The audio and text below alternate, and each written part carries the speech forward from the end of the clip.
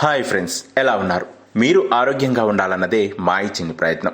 ఇక ఈ రోజుటి ఆరోగ్య చిట్కాలో భాగంగా కొలెస్ట్రాల్. అయితే ఈ రోజుల్లో చిన్న పిల్లల నుంచి పెద్దవారి దాకా ఎక్కువగా చూస్తున్నటువంటి సమస్య గుండెపోటు సమస్య. అయితే ఈ గుండెపోటుకి కారణం అధిక కొలెస్ట్రాల్. ఈ కొలెస్ట్రాల్ని ఎలా తగ్గించుకోవాలి, ఎలాంటి నియమాలు పాటించాలి, మన రోజువారీ ఆహారంలో ఎలాంటి నియమాలు పాటిస్తే ఈ కొలెస్ట్రాల్ని తగ్గించుకోవచ్చు అనేటువంటి విషయాల గురించి ఈ వీడియో ద్వారా తెలుసుకునేటువంటి ప్రయత్నం చేద్దాం. ఇక ఈ వీడియోని ఎక్కడ కూడా స్కిప్ చేయకుండా చివరి వరకు పూర్తిగా చూడండి. మధ్యలో స్కిప్ చేస్తే ఇందులో ఉన్నటువంటి ఇన్ఫర్మేషన్ మీకు పూర్తిగా అర్థం కాదు. ఇక మీరు కనుక ఆరోగ్య బలం ఛానల్ని మొదటిసారి చూస్తున్నట్లయితే ఛానల్ని సబ్స్క్రైబ్ చేసి పక్కనే ఉన్నటువంటి గంట సింబల్ని నొక్కండి. అలాగే వీడియోని లైక్ చేసి షేర్ చేయండి. ఇక వివరాల్లోకి వెళ్తే, కొలెస్ట్రాల్ నియంత్రణలో ఉంచడం గుండె ఆరోగ్యానికి చాలా ముఖ్యమైనది. అధిక కొలెస్ట్రాల్ గుండెపోటు, రక్తపోటు, ధమనుల్లో కొవ్వు పేరుకుపోవడం వంటి సమస్యలకు దారితీస్తుంది.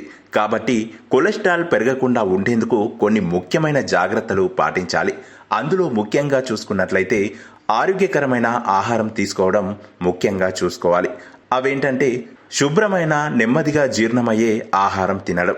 ఇక పెరుగును, గింజలను, కూరగాయలను ఎక్కువగా అలవాటు చేసుకోవాలి. అంతేకాదు కొవ్వు తక్కువగా ఉండే ఆహారం తీసుకోవడం చాలా మంచిది. ఇకపోతే ట్రాన్స్ ఫ్యాట్ ఉన్న deep fried food, fast food, bakery items తగ్గించాలి. ఇక అంతేకాదు వంట నూనె ఎంత తక్కువగా వాడితే అంత మంచిది. ఇక నాన్ వెజ్ తినేవారు కోడిగుడ్డు, తెల్లసొన, వేపుడు మినహా చికెన్, చేపలు వంటివి తినవచ్చు. ఇక అంతేకాదు ఫైబర్ ఎక్కువగా ఉన్న ఆహారం ఎక్కువగా తీసుకోవాలి. ఓట్స్, బీజాలు, పచ్చి కూరగాయలు, గింజలు ఎక్కువగా తీసుకోవడం చాలా మంచిదంటున్నారు ఆరోగ్య నిపుణులు. ఇకపోతే చక్కెర, ప్రాసెస్డ్ ఫుడ్ చాలా తగ్గించాలి. షుగర్ అధికంగా ఉన్న కూల్ డ్రింక్స్, స్వీట్స్, కేకులు, బిస్కెట్లు తగ్గించడం చాలా మంచిది. ఇకపోతే విటమిన్ సి మరియు ఒమేగా 3 ఫ్యాటీ ఆమ్లాలు ఉండే ఆహారం తీసుకోవడం చాలా మంచిది. మోసంబి, చెరుకు రసం వంటి పండ్ల నుంచి మంచి ఫలితాలే లభిస్తాయి. ఇకపోతే walnuts, flax seeds, olive oil వాడాలి.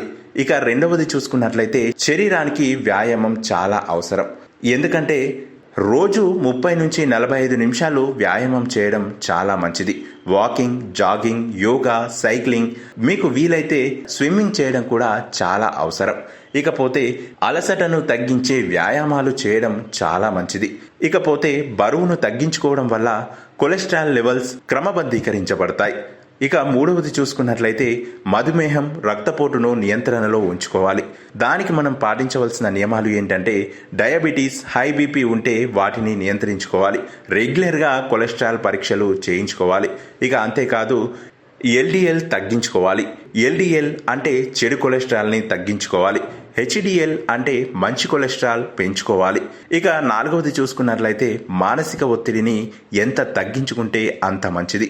ఒత్తిడి అధికంగా ఉంటే కొలెస్ట్రాల్ లెవెల్ పెరిగే అవకాశం ఎక్కువగా ఉంటుంది. ధ్యానం, యోగా, సంగీతం వంటివి ఒత్తిడిని తగ్గించడానికి ఎంతగానో ఉపయోగపడతాయి. ఇక అంతేకాదు రోజుకు 7 నుంచి 8 గంటలు నిద్ర సరిగ్గా పోవాలి. ఇకపోతే ఐదవది చూసుకున్నట్లయితే పొగ తాగడం, మద్యం తాగడం మానేయాలి. స్మోకింగ్, ఆల్కహాల్ తాగడం గుండె ఆరోగ్యానికి చాలా హానికరం. వీటిని మానితే హెచ్డిఎల్ అంటే మంచి కొలెస్ట్రాల్ పెరిగి ఎల్డిఎల్ అంటే చెడు కొలెస్ట్రాల్ తగ్గుతుంది. ఇక ఆరవది చూసుకున్నట్లయితే రెగ్యులర్ హెల్త్ చెకప్స్ చేయించుకోవాలి.